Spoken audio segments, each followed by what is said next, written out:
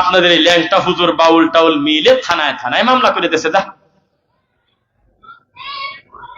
এই ঠাকুর আবার 300 আসনে সিট মানে আসনে লোক দিচ্ছে, নির্বাচন করবে 300 আসনে। ওই বাউল, যে বাউল কে জানেন? যে বাউল বলছিল আপনার আল্লাহ নাই, রাসূল দুনিয়াতে আসার ডেলিভারি হওয়ার পর থেকে আল্লাহ নাই, আর খাজা দুনিয়াতে আসার পর থেকে মোহাম্মদের আর কোনো কাম নাই, এটা নামে আছে তবে কাজে নাই, খাজাকে অলরেডি দিয়ে দিয়েছে। এই কুলাঙ্গারের বাচ্চা বলতেছে যে আমি 300 আসনে সিট দেব, আমি এমপি হব। কেন বলতে পারে কথা বলেন তো দেখি? কারণ এই ল্যাংটাকে আমরা আদরের এমন একটা পর্দায় রেখেছি, এর থেকে বড় আলেম এই বিবারিয়াতে আর নাই। এটা হলো আমাদের দেশের ধর্ম। তাই তো ডক্টর খন্দকার আব্দুল্লাহ জাহাঙ্গীর রাহিমাহুল্লাহ বলেছিল, যেই দেশে, এদের আমার ভাই গজলের ভিতরে বলে ফেলছে কথাটা, যেই দেশের 98 জন লোক বেনামাজি শতকরা হিসাব করলে, যেই দেশের 99 জন লোক আল্লাহর কোরআন মাজিদটা বুঝে পড়তে পারে না, সেই দেশে এদের থেকে ভালো শাসক, এর থেকে ভালো ইসলাম, ভালো হুজুর এই দেশে আসবে, এ কথা চিন্তা করলেই তো তাকে পাবনা মেন্টালে থু আসার কথা। বুঝতেছেন নাকি? মন্দির আর মসজিদের পার্থক্য যে হুজুররা বোঝে না, যেই হুজুররা মন্দিরে গিয়ে ঠাকুরকে বুকে টেনে নিয়ে বলে, ওরে ঠাকুর, ওরে গণেশ, আসো আমার বুকে আসো, তুমি আর আমি তো একই রে, এই ঠাকুর আমাকে ধর্ম দেবে, এই চিন্তা ভুলে যান। শোনেন, সারাটা জীবন দাওয়াত দিবেন মানুষকে, তাওহীদের দাওয়াত। একজনও যদি আপনার কথা না শোনে, তারপরেও আপনি সফল, কারণ আপনি দাওয়াত দেওয়ার কথা অন্তত দিছেন। বিচারের মাঠে আল্লাহর নবীর সামনে পেশ করা হবে 5 জনকে, একজন সামনে, পিছনে 4 জন। মানহাজার রজুল, উনি কে? বলা হবে উনি হলো একটা জামানার পয়গম্বর নবী, পিছনে হলো 4 জন তার উম্মত। উনি শত শত বছর দাওয়াত দিয়েছে, তার কথায় কালেমা পড়েছে মাত্র 4 জন। নবী বলবেন সুবহানাল্লাহ, তাই নাকি? হঠাৎ করে তার সামনে লোক দাঁড়ানো হবে 4 জন, তবে এইবার পিছনে 3 জন, সামনে 1 জন। কে? সামনের লোকটা নবী, পিছনের 3 জন হলো তার উম্মত। সারা জীবন দাওয়াত দিয়েছে, লোক পাইছে মাত্র 3 জন, এই জন্য জান্নাতে চলে যাচ্ছে খালি 4 জন, বাকি লোক জাহান্নাম। এরপরে দেখবে 3 জন, 1 সামনে নবী, 2 পিছনে 3, 2 জন হলো তার উম্মত, বাকি সব জাহান্নামী। 2 জন যায়, কে রে?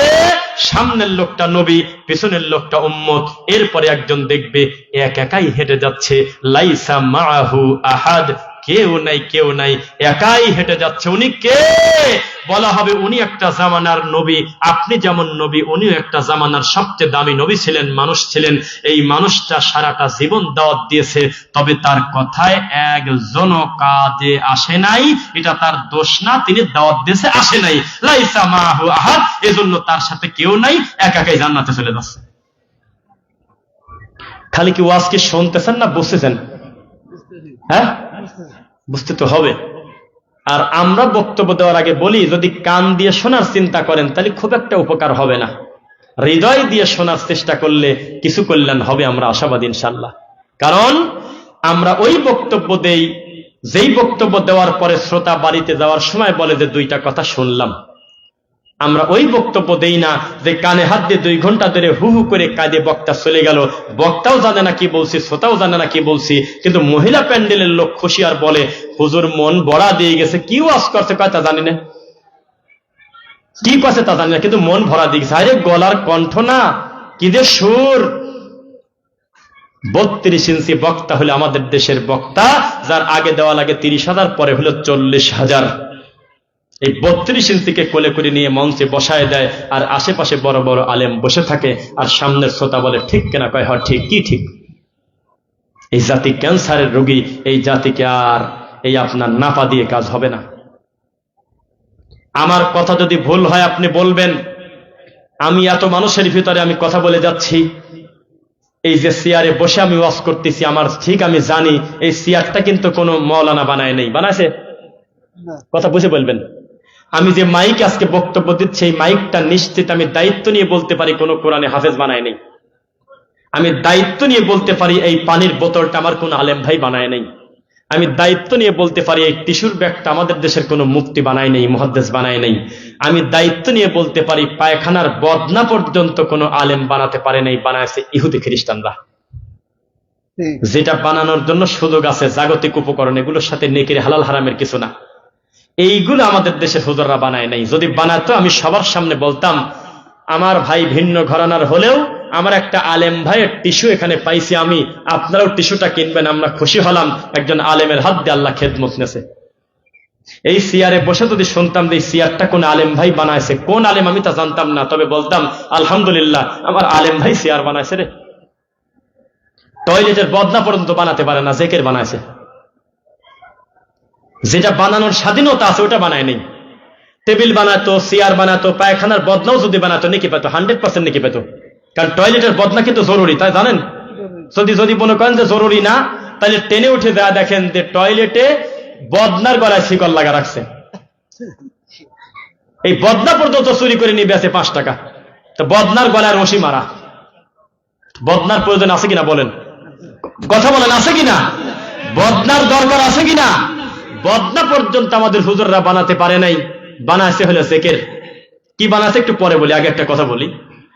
ওই যে আমি একটা ভিডিও দিছি কয়েকদিন আগে, খুব বেশি লোক গালিগালাজ করে নাই, তো যাই হোক, সে ভিডিওটা হলো আমি বলছিলাম যে আল্লামা কাকে বলে। আমি এদের কয়েকদিন আগে একটা বক্তব্য দিছি। আমি বলেছি আল্লামা মানে আমাদের দেশে হলো গালি। যদি বলেন যে ওই গালি কাকে বলে, তা বলবো যে অমুকের বাচ্চা বলা গালি, তমুকের বাচ্চা বলা গালি, আল্লামা বলা গালি, এভাবে সিরিয়াল আমি দিয়ে দিতে পারবো। কারণ ল্যাংটা লোকের নামের আগে আল্লামা। যারা বলতেছে আল্লাহ আগে ছিল এখন নাই, মুহাম্মদ সাল্লাল্লাহু আলাইহি ওয়াসাল্লাম যেহেতু দুনিয়াতে আসছে এখন আর নাই, এখন গায়েব, সেই লোকের নামের আগে লেখা হয় আল্লামা। যেই লোক চট্টগ্রামে কয়দিন আগে মরা পীরের ওই পায়খানার পানি শুষে শুষে খাইছে আর বলছে যে এই পানি খাওয়ার কারণে আমি বক্তা, আমার গলা বসে না কোনোদিন ওয়াজ করলে, সেই কুলাঙ্গারের নামের আগে লেখা আল্লামা। আমাদের এই দেশে সবচেয়ে বেশি ফায়সা কথা বলে আর গান বলে মঞ্চে এসে, তার নামের আগে আল্লামা। মিনিটে মিনিটে আমাদের দেশে আল্লামা ডেলিভারি হয়। অথচ আমাদের এই দেশে আকীদার উপরে যারা ডক্টরেট করেছে, মদিনা থেকে, মদিনা বিশ্ববিদ্যালয় থেকে মাদানী আলেম এসেছে, হাজার হাজার বড় বিদ্বান আছে, তাদের নামের আগে যদি আল্লামা লিখতেন, আমি দায়িত্ব নিয়ে বলতেছি আপনাকে ধমক দিতে এই মাহফিলের মাইকে। আল্লামা লিখলেন কেন? আমাদের আলেমরা বলতো কিনা আল্লামা লিখলেন কেন? জবাব দেন, এটা বলতো। তারা পছন্দ করে না। অথচ এই আল্লামা ল্যাংটা লোকের নামের আগে লেখা হয় আল্লামা অমুক, আল্লামা অমুক। তো আল্লামা মানে, আমরা শাব্দিক অর্থ যদি আপনাকে সহজ করে বলি, আল্লামা মানে আপনি মনে করেন মহাজ্ঞানী। কি জ্ঞানী? কথা বলেন, কি জ্ঞানী? তো কোরআন হাদিসের মহাজ্ঞানী, এর থেকে বড় জ্ঞানী দুনিয়াতে আছে? নাসার বিজ্ঞানীরা কি কোরআনের জ্ঞানীর থেকে বড় জ্ঞানী না ছোট জ্ঞানী? কথা বুঝে বলবেন। যার কাছে ওহির জ্ঞান আছে এ কি বড় জ্ঞানী না দুনিয়াবি জ্ঞান বড় জ্ঞান? কথাই বোঝেন না আপনারা। তো একজন আল্লামা বদনা বানাতে পারে নাই কেন? জবাব চাই। একজন আল্লামা রড লাইট বানাতে পারে নাই কেন? সে তো মহাজ্ঞানী। কি জ্ঞান অর্জন করলো? কি গবেষণা করলো? 40 বছর বুখারী পড়ে, কোরআন পড়ে কি গবেষণা করলো সে? ব্যাপারটাকে কি মত দিল সে? টেবিল বানায় নাই, চেয়ার বানায় নাই, মাইক বানায় নাই। ইহুদি খ্রিস্টানের পণ্য ব্যবহার করতে হয়, একটু মোবাইল চালানো যায় না, একটু পর পর মিনিটে মিনিটে ল্যাংটা মহিলা আসে। কি বলেন? আগে আমরা ওই যে শেয়ারিতে আপনার কাছে একটা ওয়াজ দেব আমি, আপনিও আমার কাছে দিতে পারতেন, শেয়ারিতে যায় না? এই শেয়ারিতে এখন ঢোকা যায় না, জানেন? এই শেয়ারিতে ঢুকলে মিনিটে মিনিটে মহিলা নাচে। আগে আমি মনিটাইজ চালু করলে অ্যাড আসবে, না করলে আসবে না। এখন চালু করলেন কি না করলেন সেটা বড় কথা না, কোম্পানি তার মন মতো ওয়াজের ভিতরেও বিভিন্ন মেয়ে ছেলে পেলে অ্যাড দেয়, দেয় কিনা? তাহলে তুমি এত বড় আল্লামা, এত বড় পণ্ডিত, এত বড় হুজুর, তুমি একটু মোবাইল বানাতে পারলা না বিকল্প?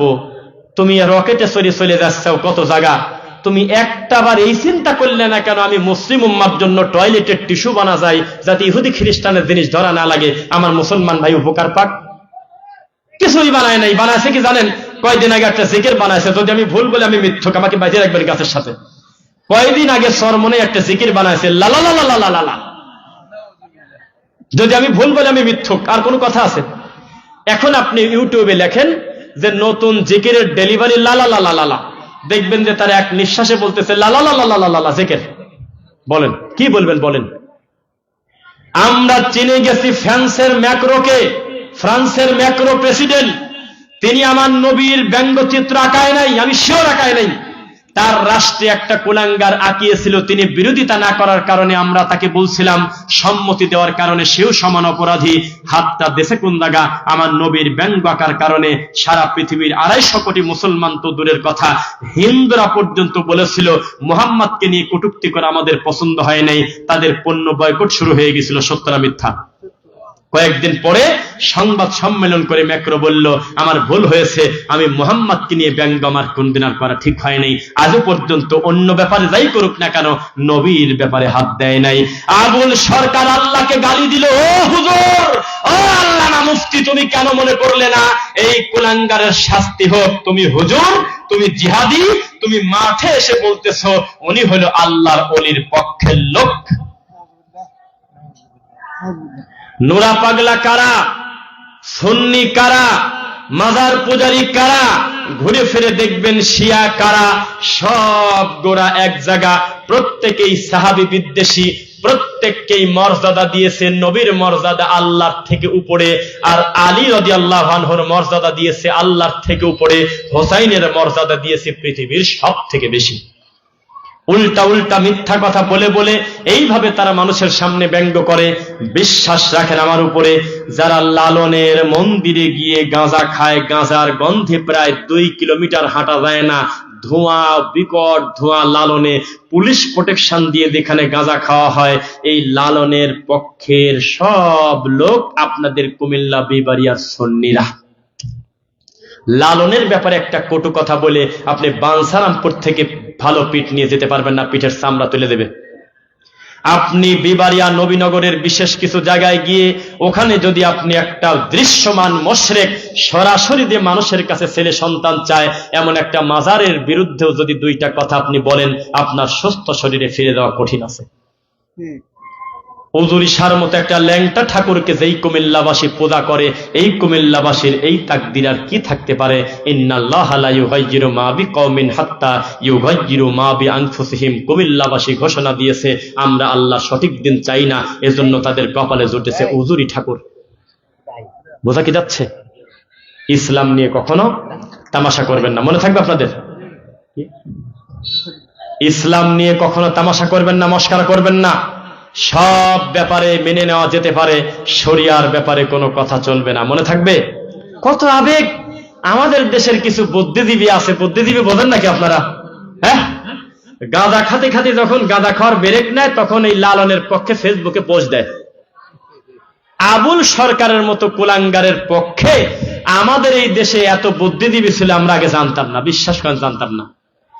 একটা লোকও লেখে নাই যে আমি আবুল সরকারের পক্ষের লোক, তবে আল্লাহকে গালিগালাজ করাটা তার অন্যায় ছিল, তার শাস্তি হোক, এই কথা কেউ বলে না। খালি বলে, একজন নাম বলবো না, একটা লোকের নামের সাথে আছে মাজার, সেই লোক বলতেছে আবুল সরকারকে ধরার আগে আমাকে ধরো, তোমরা আমাকে ধরে নিয়ে যাও, আবুল সরকারকে ধরছাও কেন? এই কথা বলতেছে প্রকাশ্যে। মনে রাখবেন, শরীয়ত নিয়ে কোনোদিন মস্কারা করা যাবে না। মান রগিবান সুন্নতি ফালাইসা মিন্নি, কেউ যদি আমার সুন্নাত নিয়ে, রাসূলের সুন্নাত নিয়ে ব্যঙ্গ করে, সে রাসূলের উম্মত না। বুঝতেছেন? আপনাদের এখানে আমি দেখতেছি অনেকের মুখে দাড়ি নাই। দাড়িটা কাটা কি ঠিক হয়েছে না ভালো হয়েছে না অন্যায় হয়েছে? হ্যাঁ, কিন্তু আমি যখন বলবো যে ভাই আপনি দাড়ি কাটছেন কেন, আপনি আমাকে বললেন যে আপনি দাড়ি রাখি কি করলেন, ছাগলেরও তো দাড়ি আছে। এই লোক আর এক লোক বলতেছে আসলে দাড়িটা রাখার দরকার, শয়তান ধরছে। দুইজনকে একজন রাখে না, গুনাহ করতেছে, কিন্তু সে অমুসলিম হয় নাই, কিন্তু একজন ব্যঙ্গ দিন নিয়ে ঠাট্টা করার কারণে এখন তার ঈমান নেই টানাটানি। বুঝতেছেন নাকি? এই দেশে বহু নবী বিদ্বেষী আছে, বহু আল্লাহদ্রোহী লোক আছে, বহু ব্যঙ্গ বিদ্রুপ করা নাস্তিক এই দুনিয়াতে বাংলাদেশে অভাব নাই। কিন্তু একটা হুজুর টুপিওয়ালা, যার কথার গ্রহণযোগ্যতা আছে, যিনি অনুষ্ঠান করে হাজারো মানুষের কাছে ধর্ম প্রচারের নামে চলে আসে, তিনি যখন বলে আমাকে ভোট দিলে ভোটটা পাবে আল্লাহর নবী, তখন আমাদের ভিতরে রক্তক্ষরণ হয়, তখন আমরা তার বিরোধিতা করতে বাধ্য হয়ে যাই। এই দেশে বহু লোক শিরক করে, মুশরিক। এই দেশে বহু লোক ধর্ম কর্ম কিছুই জানে না, কিন্তু যারা বলে এবার যদি আমরা ফেব্রুয়ারি মাসের ভোটে যদি আমরা হেরে যাই তাহলে কোরআন হেরে যাবে, আমরা তাদের ব্যাপারে বক্তব্য দেই, কারণ তারা দৃশ্যমান ইসলামের শত্রু। যারা মানুষের ভিতরে বলে রোজার পূজা এক, যারা বলে দুইটি ডিমের একটি কুসুম, দুই দেহে এক আত্মা, তোমরা আমরা এক, ওরে গণেশ আসো আমার বুকে আসো, তাদের ব্যাপারে আমাদের বক্তব্য দিতে হচ্ছে জাতি যাতে সঠিক ধর্ম বুঝতে পারে। বলেন ইনশাআল্লাহ। বন্ধুবর শেখ মাহবুবুর রহমান বিন আব্দুর রাজ্জাক ত্রিশালী মাদানী হাফিজাহুল্লাহ তিনি এসে গেছেন। আমার চিরচারিত নিয়ম অনুযায়ী একেবারে এটা আমি মরা পর্যন্ত বজায় রাখবো। আমার পরবর্তী কোনো সম্মানী আলোচক থাকলে মুহূর্তের ভিতরে আমি সালাম দিয়ে বিদায় হব, এটাই আমি সবচেয়ে ভালো আদব মনে করি আমার সম্মানী আলোচকের ব্যাপারে। আর তাকে বসায় রেখে যারা বলে আর 10 মিনিট বলি, উনি কি বলবে যে না বলেন না? কেউ কি বলে? এরকম ব্যাককেলি কিছু হুজুর আছে কিনা? মাইক পাইছে, বক্তা বসে আছে, ওই মালটা নিয়ে যাচ্ছে 20 মিনিট, খালি ওয়াজ করেই যাচ্ছে, এত কাগজ দেয়, থামে না। আমি তার নাম দিয়েছি মানসিক প্রতিবন্ধী জোকার। নিয়ম হলো আপনার ভিতরে যত ইলম থাক, চাইলে তো এক বৈঠকে সব বিতরণ করতে পারবেন না, আপনি বাধ্য না। আপনি সম্মানী মানুষকে সম্মানের চেয়ার দিয়ে আপনি বলবেন আসসালামু আলাইকুম, এ কথা বলে তাকে চেয়ার দিবেন, এটা হলো আদব।